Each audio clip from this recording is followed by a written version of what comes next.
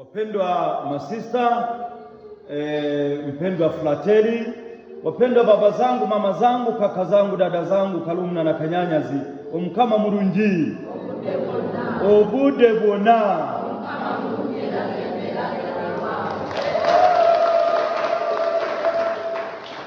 Leo ni Jumapili ya 18 ya mwaka A. Wazo letu, ulivyo navyo kama havitoshi, tenda fadhili vitatosha.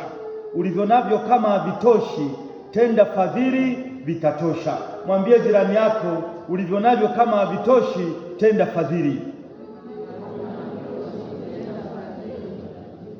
Naomba tuseme kwa sauti, ulivyo navyo kama havitoshi, tenda fadhili vitatosha. Tenda fadhili vitatosha. Neno linalotuongoza ni kutoka Mathayo sura ya 14 mstari wa 19 hadi wa 20. Tunasoma hivi: akaitwaa ile mikate mitano na wale samaki wawili, akatazama juu mbinguni, akabariki, akaimega ile mikate, akawapa wanafunzi, wanafunzi wakawapa mkutano, wakala wote wakashiba. Waya wana methali inasema kake ntaimire, kake ntaimire. Naomba turudie kake ntaimire, kake ntaimire. Afadhali kutoa kidogo kuliko kutotoa kabisa. Kanuni ni kwamba unachokitoa kwa mkono wako, Mungu anarudisha kwa mkono wake, na mkono wake ni mkubwa. Kuna mkulima mmoja walimuuliza siri ya mafanikio, akasema mimi nachukua koleo la mahindi naweka kwenye gara ya Mungu, na Mungu analiwekea kwenye gara langu, maana koleo la Mungu ni kubwa.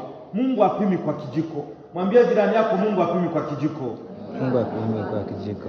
Tatizo letu katika maisha, atumweki Mungu kwenye ramani.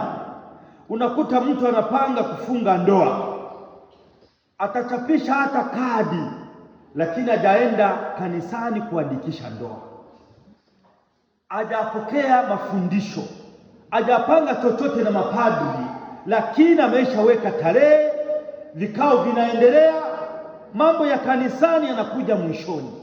Yaani mtu anaandaa harusi lakini hajaandaa ndoa, kwa sababu ndoa ni ya watatu: mme, mke na Mungu.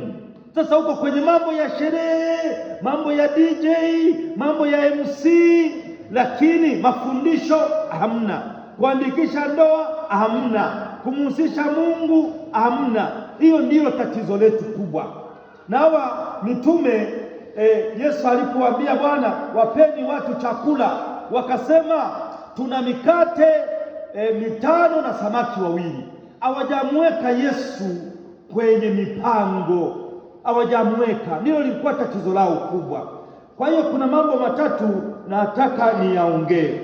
Kwanza, ukarimu uzao ukarimu. Naomba tuseme ukarimu uzao ukarimu. Ukarimu uzao ukarimu. Huwa linatoa manukato, ubakiza harufu mkononi mwa anayepokea.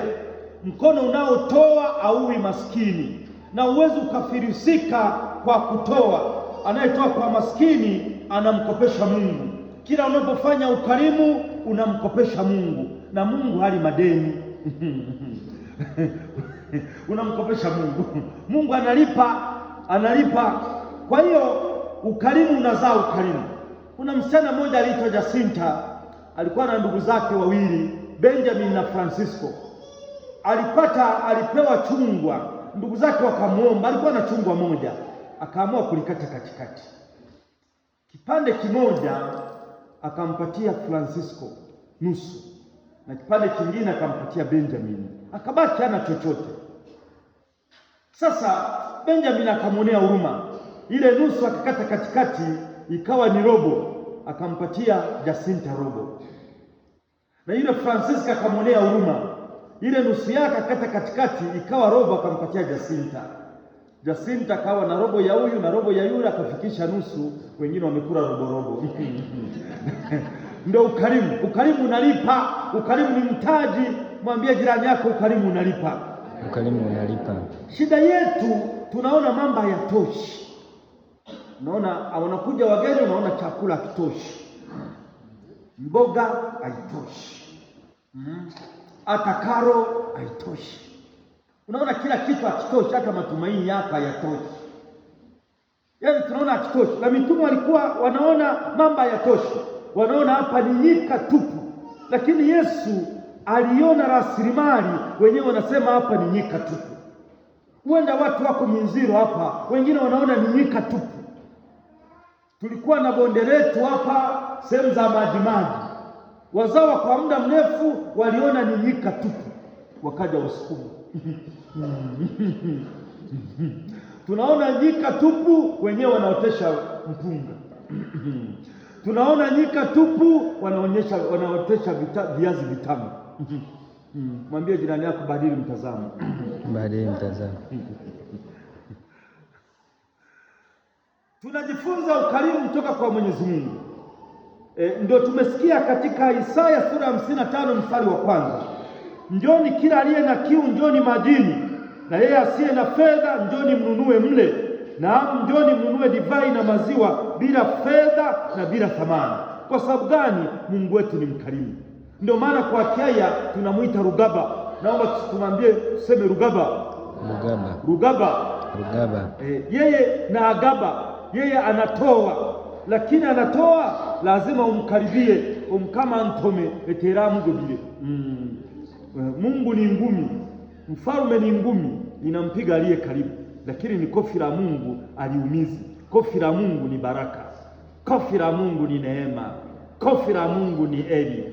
Kuna makofi ambayo hayaumizi, mnayafahamu. Pili, bajeti bila Mungu ni upungufu, ikiwa na Mungu ni utosherefu. Nilikuta mme na mke wanagombana, akasema shida ni nini, mbona ugomvi asubuhi? Wakasema padri, kila mwezi tunapanga bajeti, lakini matumizi ya mwezi huu yamekuwa makubwa, bajeti haiendi, ndio tunagombana. Akasema hebu nicheki bajeti yenu. Nikaicheki, nikasema kuna kitu kinamisa, mjakiongeza cha matumizi. Sema father, yani mapato hayatoshi matumizi, unataka tuongezea nini father? Akasema kuna kitu moja nikiandike juu. Nikaandika juu zaka, sadaka, mavuno, shukrani kwa Mungu, ongeza sema ongeza kwenye budget wakaongeza, wananungunika, lakini walipoongeza nikasema sasa rekebisha, na kweli mambo yakaenda vizuri. Walipoongeza sadaka, walipoongeza zaka, walipoongeza mavuno, bajeti ikaingia. Yaani tatizo letu kwenye mstari wa bajeti, mstari wa kwanza inabidi iwe Mungu, lakini Mungu hatumweki kwenye bajeti. Ndio maana unaona watu wanaandaa ndoa, wapo wanahangaika na MC famlipa nini, DJ tunamlipa nini, hawajamweka Mungu kwenye mipango ya ndoa.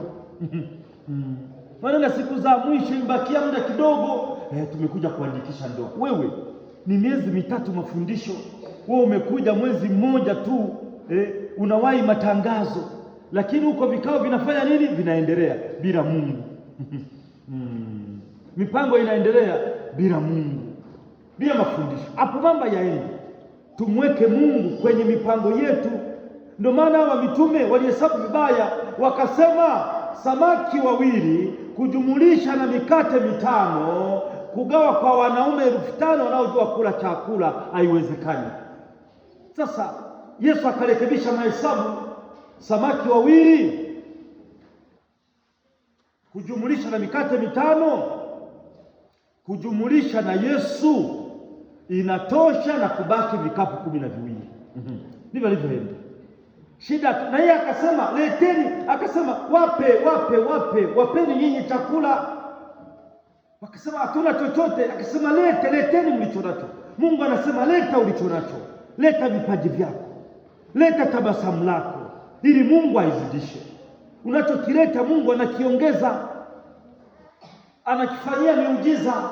Ndio maana alimuuliza Musa, una nini? Musa akasema nina fimbo. Sema leta fimbo hiyo, leta hiyo fimbo. Akapiga maji yakatoa njia, hiyo fimbo ikafanya miujiza. Mungu anakuuliza una nini, ulete nikubariki. Shida yani unasikasika, nikipeleka yote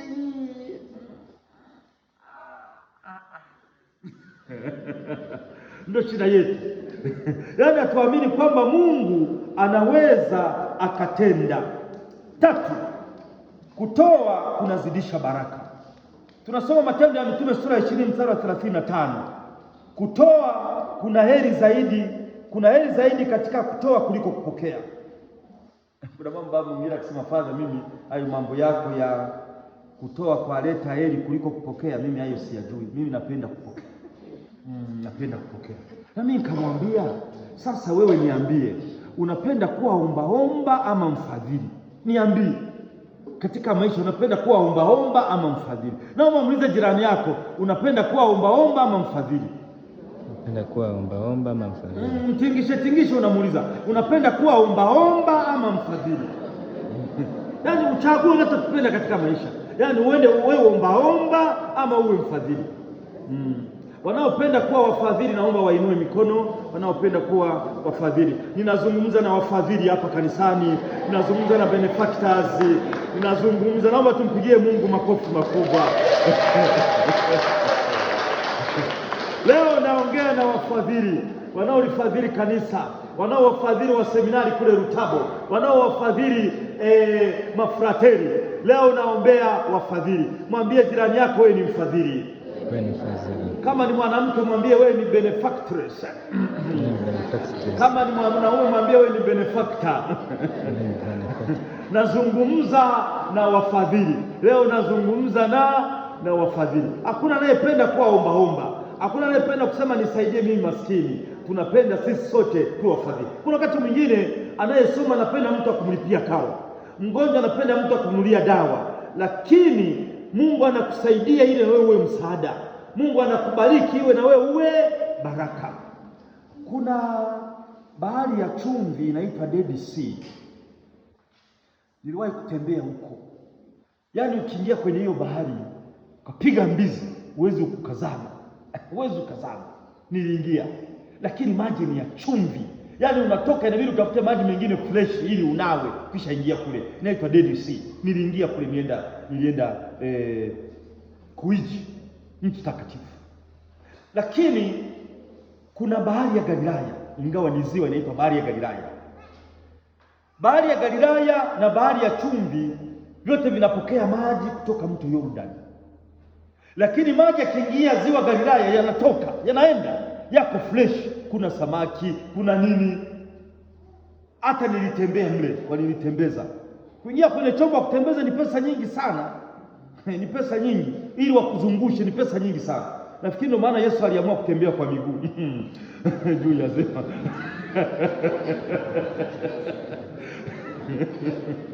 Ni pesa nyingi sana. Lakini maji yake ni fresh, kuna samaki, kuna viumbe. Kule Dead Sea hakuna kiumbe chochote. Chumvi ya ajabu. Unatoka ukiwa mweupe kwa sababu ya chumvi. Ile inapokea maji lakini haitoi. Inapokea haitoi. Na ndio maana unaona dimbwi la maji linapokea maji kwa vile yatiririki, yananuka. Yaani Mungu anapenda mikono iliyokunjua hivi. Ndio maana Yesu yuko msalabani amefanya hivi. Hakukunja ngumi. Hakukunja taina bujumbo mikono. Ngambile mtai wa Yesu taina bujumbo mikono. Yesu taina bujumbo mikono. Nazungumza na watu ambao hawana bujumbo. Inyo tumina bujumbo mweterere nganja. Ndio maana unaona mshumaa unaweza kawasha mishumaa 1000 au punguzi chochote. Hakuna ambaye amefilisika kwa kutoa. Wewe ngoja nikwambie, ukiona ulivyonavyo havitoshi, tenda fadhili vitatosha. Kuna mama mmoja wa Sarepta mjane, alikuwa amebakiwa na unga kidogo na mafuta kidogo. Lakini akaja mtumishi wa Mungu, akasema nipe chakula. Wakasema tuna unga kidogo tu. Nataka tule na mtoto wangu tufe. Huyu akasema wewe nipikie uje uone. Akampikia mtumishi wa Mungu. Akatenda fadhili. Biblia inasemaje? Debera la mafuta alikuisha. Na pipa la unga ilikuwa imebaki kidogo, alikuisha. Yaani unapoona mambo yamekuzidia, tenda fadhili. Yaani hata tafuta ombaomba umsaidie. Lisaidie kanisa uje uone muujiza. Yaani ukarimu unazaa ukarimu, ufadhili unazaa ufadhili, upendo unazaa upendo. Upendo ni kikapu chenye samaki wawili na mikate mitano, havitoshi, lakini upendo unapougawa unatosha. Upendo unapougawa unafanya nini? Unatosha, unaleta kitu kikubwa. Hata mwanamke na mwanamume wanapopendana, si ni wawili? Ni wawili, unapendana wakiwa wawili. Familia ya wawili sio kubwa, lakini ngoja baada ya muda upendo, watoto wanaongezeka. Hayo ni matunda ya upendo. Hayo ni matunda ya yaani upendo ulipo unaleta kuongezeka, unaleta multiplication. Naomba usibanie chochote Mungu alichokupatia, toa tu, Mungu atakusaidia. Mungu apimi kwa kijiko. Mwambie jirani yako, Mungu abani. Usimbanie Mungu. Usimbanie Mungu. Mungu akubanii. Mbona unambania? Wewe toa, Mungu atakusaidia. Tumsifu Yesu Kristo.